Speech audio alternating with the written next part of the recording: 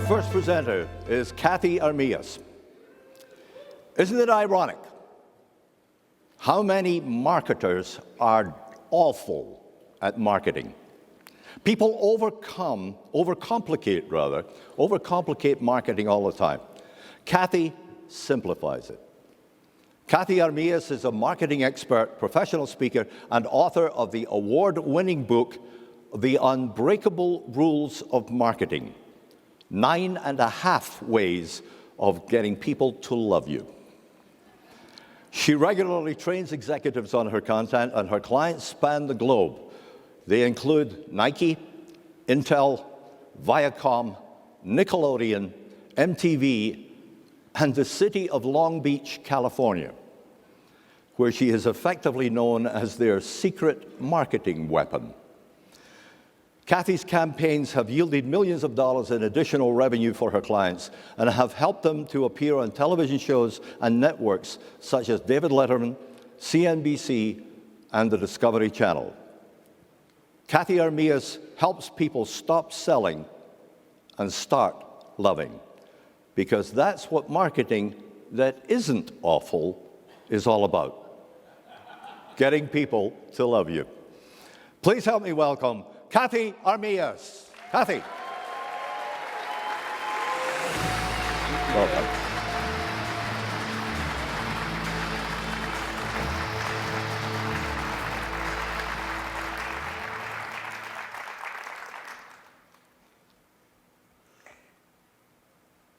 People overcomplicate marketing. If I had just one thing that you should leave here today with knowing about marketing, just one thing, it's super simple. All marketing is getting people to love you. That's all that it is. Here's the thing. Everything that we do is marketing. We're in a constant state of marketing. We're marketing on the professional level. We go home, we're marketing on the personal level. A couple years ago, I wrote a book called The Unbreakable Rules of Marketing. It was less about rules and more about the common sense guidelines of the universe. In that book, I talked about 9.5 ways to get people to love you. Now, obviously, I don't got time for 9.5 ways, so we're going to cover 1.5 ways. But if you really want to get people to love you, the cards that I handed out, there's 8 other ways. And there's even a button to use in emergency situations. So the rule that we're going to cover today, the one full rule, is rule number 3 in the book. Be creative or die. Be creative or die. I know it sounds like overdramatic. It sounds like a death threat. Maybe it's not. It's just if you're not creative in whatever it is you're trying to promote, your idea, your promotion is going to sit on a shelf somewhere and die, and nobody will know about it. The world is full of amazing products and ideas. We're not lacking that. We're lacking the creativity to get it out there. Creativity, it's the smallest investment with the biggest potential for return. Short of spending millions of dollars to get your message in front of people, creativity is the best way to get it to the top of a crowded pool. So what actually makes something creative? What makes something creative? What makes you go, wow, that was really creative? Well, first of all, it's unexpected. We didn't see it coming. It's definitely not boring. And it grabs our attention. We could be driving down the highway and see a billboard, and something catches our attention. We're not even sure what it is.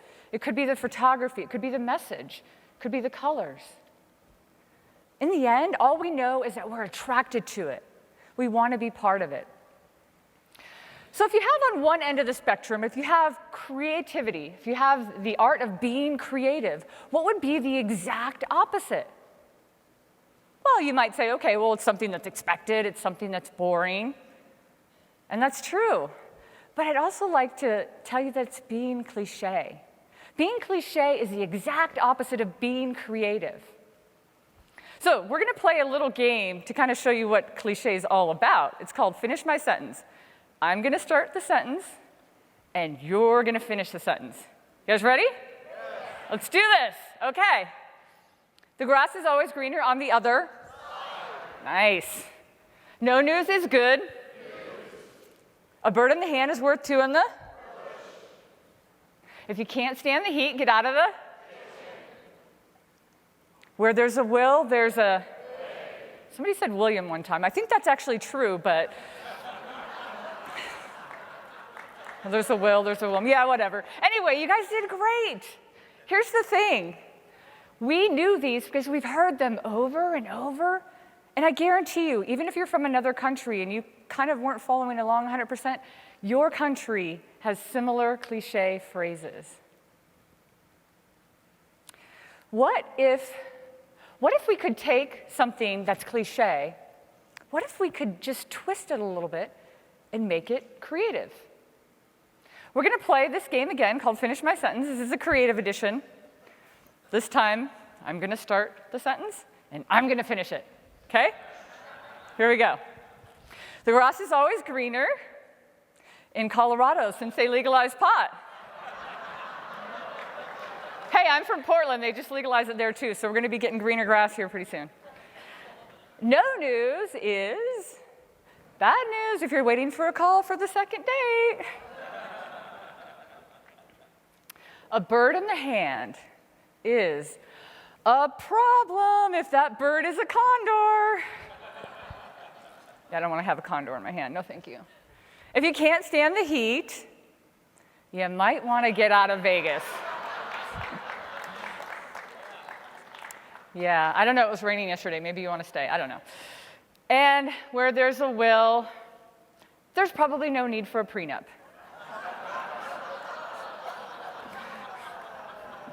Oh. So as you can see, if we took something that's cliché that we've heard over and over and over again, so because cliché, you know what it really is? If I were to give you the definition of what cliché really is, it's something that's commonplace. It's overly used and commonplace. Trust me, when you're trying to come up with a message or you're trying to be creative, you don't want somebody to think what you're doing is commonplace. So what if we just took the cliché sayings and did a simple kind of like, let's take all the cliché sayings, phrases, visuals, and if you're trying to make something creative, come up with all of those. Get them out. So let's say, oh, here's what everybody's expecting. And then try to come up with a way that you can twist off of it. How can you just do the little twist that would make it unexpected? That's an easy way to turn something from cliché to creative. A couple of years ago, there was a video that depicted a panhandler sitting on the streets, and he had a sign that says, "I'm blind, please help." At the beginning of the video, everybody's just walking, doing their own thing, not paying any attention to this guy, just doing this, and every once in a while, somebody will throw him a coin here and there. And this lady walks by. She stops. She sees a sign, looks a little perturbed. She walks up to it. She grabs it. While she's grabbing it, he touches her shoes. She grabs his Sharpie, starts to write something. When she's satisfied with what she wrote, she sets it down. She goes off and goes to work. The guy sitting on the streets has no idea what just happened. Somebody came, messed with his sign, and all of a sudden now all he can hear is the clinking of his can. People are throwing money at him left and right. And he's so confused, he doesn't know why. Well, later that afternoon, the lady returns from work. She's walking by, and he calls out to her, "Hey, what did you do to my sign?" He said, "I said the same. I just used different words."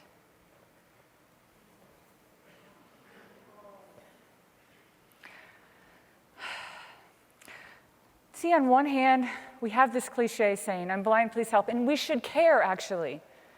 But unfortunately, we hear messages over and over. "I'm blind, please help. I'm homeless. I'm a vet." Companies have very similar signs. They say, "We're number one because we're good at what we do. We strive for excellent customer service." And unfortunately, We tune it out because it's commonplace. But if you just take that same medium, the medium never changed, it's still a cardboard box, it's still a black Sharpie, you just change the message, everything can change. And in this particular case, the bonus was that they added us to the message. It's a beautiful day, and you can see it if you're reading the sign. That's creative. Creativity isn't hard. It just needs that little bit of unexpectedness. And in the end, cliché just doesn't get love. Because remember, all marketing is getting people to love you or love what you do. Don't be cliché. Back in 2000, I started working as a director of marketing for a large industrial shredder manufacturer. Now, if you're thinking what I was thinking at the time, I thought it was large paper shredders. Not so. We were a manufacturer of shredders that would shred tires, mattresses, computers, even cars. My first day of work, they set me up in the office, and I had an entire wall full of videos. Everything that we had shred in the past 25 plus years. I started popping those videos in, and I couldn't believe my eyes. We were shredding pieces of buildings, like they were at a construction and demolition site. We'd pull the shredder up, and they're pulling pieces of the building off into the shredder. Shredder's just ripping it apart. We also had this one system that shredded decommissioned missiles. I know, right? I was impressed too. Of course, the fuels and the brains were missing. It was just the empty shell, but it was this automated system that would load these missiles up. They would go into the shredder. Out comes the bottom, tiny little pieces the size of your hand, into 55-gallon drums, where they'd get sealed off and sent off for recycling. I was like, wow, this is amazing. So I went to the CEO and I said, we should put this up on the internet. Remember, this was 2005, 2000 is back as BYT, before YouTube. So this was a big deal, like to actually put something like that up. So I said, Tom, why don't we get a website and put these videos up? He's the CEO of SSI.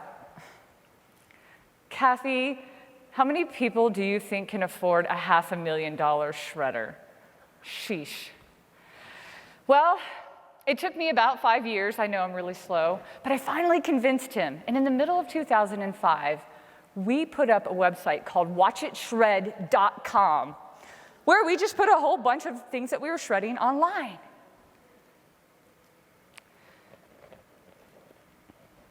A week after we put this site up, I'm checking the back-end stats, and I see something really weird. It says that over 500,000 people hit our site. I'm like, I don't think we've ever had 500,000 people ever, like in the total amount of time our company's been in business. So I reload the page, of course, that's what you should do, right? Reload the page, something's not right. I look again, I start counting the zeros. Is that right? Then I start looking for the comma. Oh my gosh, 500,000 people hit our site? So I went back and I traced it. And it all went back to this one blogger who blogged about our site and said, you should check this out. There's a company out there that has huge shredders and they're shredding all kinds of cool stuff. Well, his post the very next day ended up on a large site called Boing Boing. They were a huge blogging site. And about a week later, I'm sitting in my office and the phone rings. Hi, this is Cathey. Hi, Cathey, this is Mike from the David Letterman Show. Okay, just a really quick side note. Every year, my sister tries to prank me. Totally knew this was her. David Letterman, seriously? So I came back with a little bit more attitude. I'm sorry, who is this? It turns out it actually was the David Letterman Show. They wanted to come to Wilsonville, Oregon, and do a live shredding demo. They sent their stage manager, Eddie, out. We had an entire parking lot full of items to shred. We had a pool table. We had recliners. We had jet skis. We had a riding lawnmower. We even had a full-size sailboat and a 1985 Dodge Daytona. We were all set up. We had boom cameras everywhere. And we were connected live via satellite to David Letterman and his executive producers. They were so excited. They're like, drop in the jet skis. Oh yeah, that's so cool, keep it going. Drop in the pool table. Let's see what will happen with the boat. Then all of a sudden, David Letterman gets on the line. So for the grand finale, I'd like to shred the Dodge Daytona. But here's the thing. We have to shred it in 2.5 minutes because we have to cut to commercial break. Right? I was like, that's so Hollywood, 2.5 minutes. What does he think this is, like a toy and we can just turn the speed up? Actually, we can turn the speed up. But it makes us really nervous. So there we are, we're getting ready to load this Dodge Daytona into the shredder. Did I mention that it was 1985? That back when they still made cars of steel? Yeah, exactly. So we're getting ready to drop this in, and we get it in, and all of a sudden the shredder's just going really fast. Sparks are flying everywhere, pieces of this Dodge Daytona just coming out everywhere. You want to see some shredding? Yeah.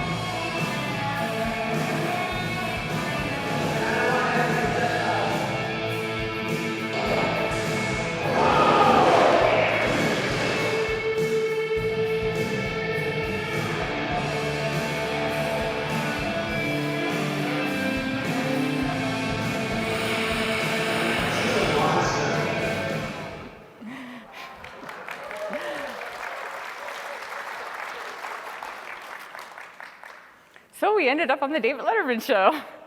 CNN, CNBC, Modern Marvels. They even did a reality TV show in Canada on the Discovery Channel called Shred. Who knew that shredding could be so cool? Well, it worked out so well that in the United States, they picked it up. They did the same show, and they renamed it Mega Shredders. So you guys are laughing, and you might be thinking to yourself, oh, that's really cool, Cathey. You ended up on TV. Woo! What did that actually do for your business? Well, back in 2005, when we first started the Watch It Shred campaign, we were a $17 million company. And in the past 25 years, we had never, ever we just went 11 million, 14 million. One time, I think we peaked out at 21. But it was our stretch goal to hit $25 million. Like, we never hit that. It was kind of this elusive, out there goal. 18 months after we launched the Watch It Shred campaign, the end of the next fiscal year, $42 million.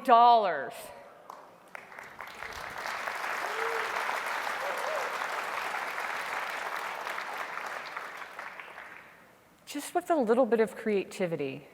SSIs continued. That was back in 2005. SSIs continued to rise above 50 million and keep going when other competitors were going out of business. Creativity works. Remember, creativity is the smallest investment with the biggest potential for return. But you might be saying to yourself, how can I actually be creative? How to be creative? How do you do that? So easy to say, and in hindsight, everything looks good, but how do you do it? Well, there's 1,000,001 ways to be creative. Let me just tell you that right now. But I want to leave you with something really simple and really easy that you can do the next time you need to do something creative. And I call it jolting your creativity. JOLT. JOLT's an acronym, and the J stands for juxtaposition. Take two things that seemingly have nothing to do with each other and bring them together. Or take a cliche statement and something that has nothing to do with it, bring it together. Think about how you can position things so that they seem very creative because they're coming from two different places. The O, old to new. Let me tell you, there are no new ideas in the world. Every idea that someone's come up with has been them filtering ideas that they've seen, that they've heard, and that they've experienced. Nothing's brand new. Take old ideas and make them new. The L word. No, it's not love. Labor. Nobody wants to think that we have to put in time. Creativity is a process. And anybody can do it. I hate when people say, oh, I'm not creative, Cathey. Yes, you are. Just be disciplined. People that work in the creative field, like myself, we don't have a magic formula. We can't just pop ideas out of our head, even if we pretend like we do that. You have to work on it. Even that little process I told you before, we're taking everything cliche, come up with everything that you can, then come up with every way that you could twist off of that. That's a process. Anybody can do it. And in the end, the last thing that you need to think about is the T. Has to be tangy. The tangy test. You're like, what does that mean, tangy? Have you ever put a piece of like sour candy in your mouth? And yeah, exactly, oh yeah. And the minute you put it in your mouth, like your glands go, ah! That's what you have to do. If you show something to somebody that you're working on, and they look at it and they go, oh yeah, that's nice. It's not tangy. Make sure that it's tangy. It's got that grit to it. So in the end, you have to be creative, not cliche. And remember, be creative or die. Your ideas will die if they're not creative. So that half rule. Everybody's always asking me, what is this half rule? Really, 9.5 rules? It sounds so gimmicky. But it's not. The half rule is the most important rule in your life. Yes, in your life. In everything that you do. And here's why. It's know the rules and know when to break them. Know the rules and know when to break them. There's a reason that on blow dryers it says don't use in the bath. Somebody tried it once, I'm sure. But I can't think of a better example of when to break the rules as a good idea. Back in 1984, there was this tiny little sportswear company. And they had this grandiose idea that they were going to come up with a campaign that had never been done before. They were going to sponsor an up-and-coming athlete, and they were going to create a product for that athlete. They looked at a couple people, and then they finally honed in on this one kid that was coming out of North Carolina that got signed on to the Chicago Bulls. His name was Michael Jordan. The company was Nike. And the product was the Air Jordan. They made this product for Michael Jordan. Back in the day, in the 80s, where NBA players were wearing really short shorts, remember that? It was pretty awkward, and the long white tube socks. Everyone also had all white shoes on. So when Michael Jordan came out onto the scene with these were flashy. Well, the NBA didn't like that very much. They ended up sending a nastygram over to Nike, and they said, yeah, your athlete wearing those red and black shoes, that's awesome, but we have a thing called the uniform code, and he's breaking it. So for every game that he steps foot out onto the court, we're going to fine him $5,000 per game. Now, this was Nike and Michael Jordan of 1984, the 1985 NBA season, not of the years to come. What if that were you that came up with that campaign? You thought you were being creative, and your first form of feedback wasn't millions of dollars in sales. It was the NBA banning the very product that you created to be creative. What would you do? Would you pay the fines? Nike paid the fines. Woo! Nike paid the fines. Not only did they pay the fines, they created an ad campaign called Banned Shoes, where they showed Michael Jordan wearing those shoes and they put censored X's over them. They even had a commercial that said, hey, the NBA threw these out of the game, but luckily for you, they can't tell you what to do. Brilliant, right? And in 1985, the Air Jordan went on to become the #1 selling shoe line in the world. In 1985. What are we, 2015? The Nike Air Jordan is still the #1 selling shoe line in the world. Know when to break the rules.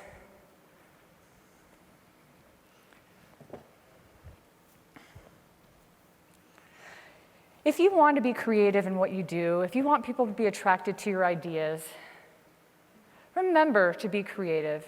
Don't be cliché. Remember that your creativity is going to sit somewhere unless you blow it up. It's just your ideas will sit on a shelf and nobody will know about them. And always remember, too, that in everything that you do, apply that rule. You got to be risky sometimes. So apply the rule of knowing the rules and knowing when to break them.